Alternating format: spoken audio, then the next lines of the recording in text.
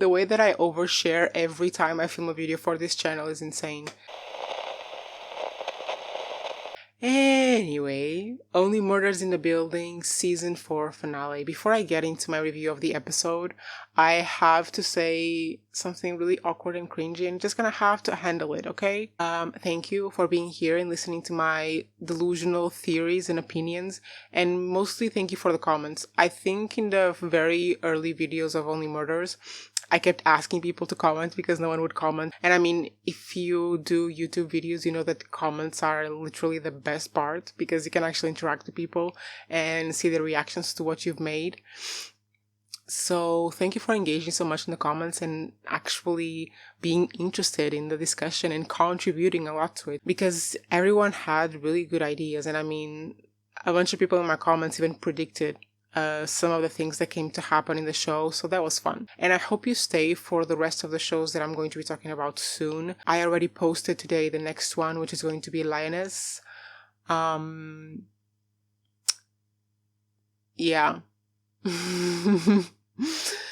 And I'll do Silo as well, Arcane, Squid Game, and maybe a few others. So stick around. For Only Murders, I will still do another video because I want to watch all the movie references and actually create parallels or analyze how they could be related to the episodes. Listen, I am aware of the fact that the showrunners probably didn't put that much thought into the films and the references, but I still want to look into it because that's the kind of detail that I adore, and it's just so satisfying when you figure out something or you can relate something and it just clicks in your brain that it was made to make sense all along. Even if it wasn't made to make sense, I will make it make sense, you know? So I will potentially still do another video on Only Murders in the Building Season 4 about the movie references. Not sure when it will come out because I'm currently rewatching a show that I watched last year and fell in love and I'm still in love with. I don't think it was very much loved by the fans because I remember being on Reddit while the show was going on, and I think it was on Instagram as well that the showrunners were like giving out clues and stuff. And because I was in the Reddit when it was going on, I know that a lot of people were disappointed by the ending and by the person who did it, but I was not. I was very engaged. I really liked it. I think the mystery is great. The characters are great. The casting was great. The soundtrack was amazing. The shots were great. So yeah, I'm rewatching it. And I'm gonna do a huge deep dive on the show. Not just the show, but the people involved and how it came to be and all that kind of nice little detail about these shows that I love. So yeah, keep an eye out for that because it's going to be great. But also my final Only Murders in the Building video might not come so soon. Yeah. Episode 10. Listen, I was expecting a bigger reveal than Marshall. I was still expecting something else to happen, like a second person to be revealed or something like that, and we didn't get it. So to be completely honest, I was a little, not disappointed, but maybe a little underwhelmed by the reveal that it was always Marshall and he did it by himself by going over the railing in the building. This is the thing with Only Murders in the Building that I think differentiates it from other murder mysteries, which I will also be talking about in another video because I'm making one about all the murder mysteries I watched this year. The thing that differentiates Only Murders in the Building from a lot of other murder mysteries is the fact that you probably can't figure out the person who did it and how they did it until the very end because they just don't give enough clues for that. Like, we didn't know that this was a stunt person until episode 9, I think. Like, I'm thinking of, for example, Death and Other Details, which came out this year. Like, you can figure out who the person is pretty early on. Like, the clue is there from the very first episode, I think, who the person is. And in Only Murders in the Building, it's never like that. Like, the clue is never there from the beginning. And even though it's an interesting reveal and it was fun to see, like, what happened, there's no way we could have figured it out from the very beginning that they used, like, the railing of the building because they were a stunt person, you know? So in that sense, it's still fun to see the reveal, but it's not as fun because, come on, tell me one person on YouTube who thought that that was possible, or even thought of that before they showed it in the show. But yeah, I was surprised, positively surprised, that they didn't kill Loretta. Very thankful for that. This woman looked like an angel. She looked like an angel in her wedding dress. Like, I was looking at her and I was thinking I could watch an entire episode of just your face looking like an angel like you do. And that whole thing after they get married and they are like partying and whatever, the whole scene when they are dancing and enjoying themselves, I mean, Loretta and Oliver, no way in hell that they were acting. Those two were not acting in that scene. You cannot convince me otherwise. I mean, you can convince me otherwise if they tell me they weren't. And I don't like to talk about actors' private lives, so I won't. But no way they were acting. They were too cute. I swear the guy what's his name? Martin Short, the guy who plays Oliver, in that scene where he's dancing with Loretta, he f***ing breaks character. You cannot convince me otherwise because it stops looking like Oliver and it starts looking like Martin Short. They were not acting. No. They were not acting. But I loved the self-awareness of the show that they called out the fact that exactly when they solve one murder and like their lives are going to plan finally, the next dead person appears and immediately they go to Loretta. Like, the way that the showrunners knew that's what we would be thinking. I've been saying for like maybe 2 episodes, at least 1 episode, please don't kill Loretta. The way that the showrunners knew exactly what we would think. I shouldn't be doing this with my notebook, but yeah, claps for the showrunners, because I really appreciated that. And I appreciated the fact that they introduced the next murder, which is the lady who came to the building to give them her card and be like, my husband just died, but maybe he didn't die, or whatever the fuck that was. And they introduced the next murder for season 5 and made us expect everything to end like that, because if they already have the next murder, they don't need anyone else to die, so the season could end right then and there. And then they found Lester's body. And I was thinking, and I appreciated that. I appreciated it because they subverted our expectations with Loretta, with the next case not being a random body in the building, and then they just put another random body in the building. I appreciated that. Very nice. But you know what? I spent this entire season, in so many of my videos, I was complaining so much about the fact that the trio never calls the freaking police. And then what happens? Mabel is locked in a room with the killer who has a gun. The whole season I've been saying this. Mabel, girl, get your brains together. Of course they... And of course...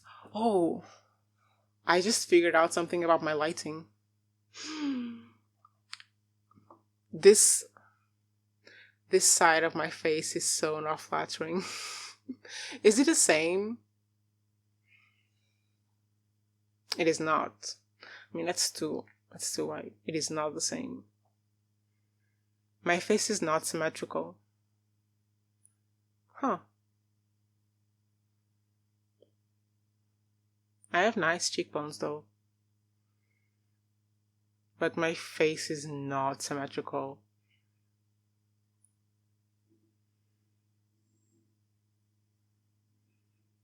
one side. Mm-mm.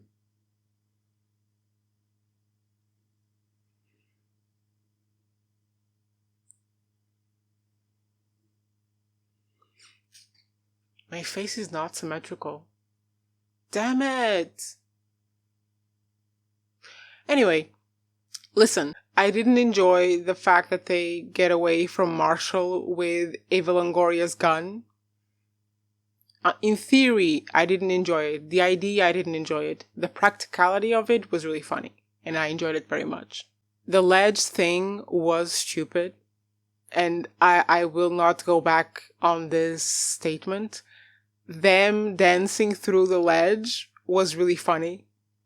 I admit that. It was really funny. Jen being back, of course. We were expecting this. I think everyone would expect her to come back. They better not make Jen actual Endgame. Everyone knows who's Charles' Endgame. Oliver. That's his soulmate. Like, leave Jen. And I don't mean this in a romantic way. I mean this in a completely platonic companionship way. Okay? And the most heartbreaking scene of the entire episode, knowing that Saz died only after seeing who did this to her. I mean, she probably could have guessed it, but having to lay down on that floor, bleeding out and looking up and seeing this man who stole your creation, who you were teaching everything you knew to and he wasted it, and see this man standing over you with a gun in his hands. That hurt me in my little heart. It hurt me. And, well done, show. So, you see, I didn't really love that Marshall was the only person who did this, and the reveal of Marshall, I was a little but the execution of everything else was pretty fun. Apart from the damn ledge. That was just silly. That was silly. Now, as we all expected, there's going to be a season 5. In season 4, we got the answers about the Westies and the connections to season 1, and we got the answer to the murder of Saz, to whoever murdered Saz, which was Marshall. But there's still one mystery remaining. And actually, they just introduced another mystery, because the mystery remaining is the person in the Arconia, the other person in the Arconia who is also a murderer. But then they introduced a new mystery, which is, what was his name? Nick something? The person that was already supposedly killed in this season. We actually watched the news for this when Mabel was finding out about Glenn's death, I think. So currently we're gonna have these two mysteries for season 5. Whoever killed this man, or whatever happened to this man, how in the world is this man connected to the Arconia, and who killed Lester, and what in the hell is going on in the Arconia. And I know, all the theories are going to be going towards Howard. I know. We even saw the little podcast logo thingy for Animal Talks, for the podcast that Howard wants to make. So I know we're all going to be thinking about Howard, but I really hope it isn't him, because if it is him, it's going to be fun for everyone who's been theorizing about this since season 1. But if it is him, what a freaking psychopath, because he's been working with these people for how long and being literally their fourth wheel. So it can't be Howard. But I feel like they also read our minds and just killed off Lester, because they were probably thinking, oh, all these people are going to be looking into whoever has been in the building all along, and it's Lester, so we gotta start with him. And it's so sick of them. I feel like they are reading our minds. Maybe they are watching our posts. But generally feel like they are reading our minds by making jokes about possible Loretta's death and by killing Lester. Because who didn't think that Lester was a big possibility for this before we found out it was the Westies? Because also, who else is left? The old grumpy lady and Howard. what's her name? Uma and Howard is who's left. If it is Howard in the end, I think I'm gonna laugh more than anything else, because it's not gonna be Howard. You know why it's not gonna be Howard? Because they were not thinking about this from the very beginning. I'm pretty sure that if there's like an overarching arc about another killer in the Arconia, they have been thinking about it for like maybe this season and last season. They haven't been thinking about it from the beginning. And I'm gonna say this because if they had been thinking about this from the very beginning, I think that the plot holes from season 1 would have been attributed to this person rather than the Westies. I feel like the Westies was a way to resolve those plot holes. So I don't think they've been thinking about this other killer in the building since the very first season.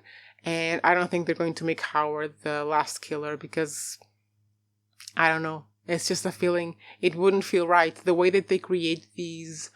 I was just about to say unsubs. The way that they create these killers is... there's like a quality to them. There's a quality to them that you can't believe they did this. With Jen, with Becky, with the producers, and now with Marshall. And Howard doesn't have that quality. Howard is way too involved in the plot and in the story of the podcast, and the Arconia is way too involved to be the killer by this point.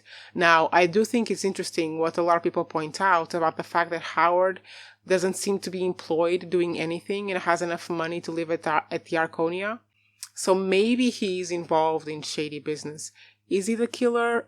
I don't think so. No. I'm gonna bet no. I know everyone is going to be theorizing that he is. I'm gonna bet no. Who do you think it is? What would I love to have in season 5? More Loretta, obviously, clearly, because I love Meryl Streep. If you've been here in my channel since the very beginning, you know how much I like Meryl Streep. Like, I feel like it was an era-defining event in my life, watching Mamma Mia for the first time, because I just remember thinking, damn, I want to be like her. And the her in question is Meryl Streep. And you know what? I love this woman because there's this one clip in the Graham Norton when she's saying that when she turned 40, she was offered 3 witches from Hollywood. And it was sending her a message about what Hollywood felt about women turning 40. And then she turned them all down. And I think she was like 50 something when she did Mamma Mia. Slay Queen. I hope they bring other celebrity guests. Honestly, I'm not a Swiftie. Like, I like some of the songs, but I'm not in the fandom. I would absolutely scream and cry, die on the floor if they brought in Taylor Swift as a villain. Please, like, Only Murders. I know that Selena Gomez is the star of the show. I know that. But come on. You have an opportunity to do something so hilarious. Making this woman the villain would be so funny. I want to know what y'all thought about the Marshall reveal and the fact that he did it by himself and the whole contrived way in which he did it. Let me know what you think, because I want to know if I'm the only person who was a bit disappointed or if there was like a generalized feeling among the viewers, the audience. Yeah, let me know. Otherwise, I think I'm prolonging this video because it feels weird that this is like the last Only Murders in the Building video. And I've had so much fun doing them so far. But I mean, it's going to be a season 5 now, so I'll come back. But yeah, this is the last one of this season, people. I guess, bye.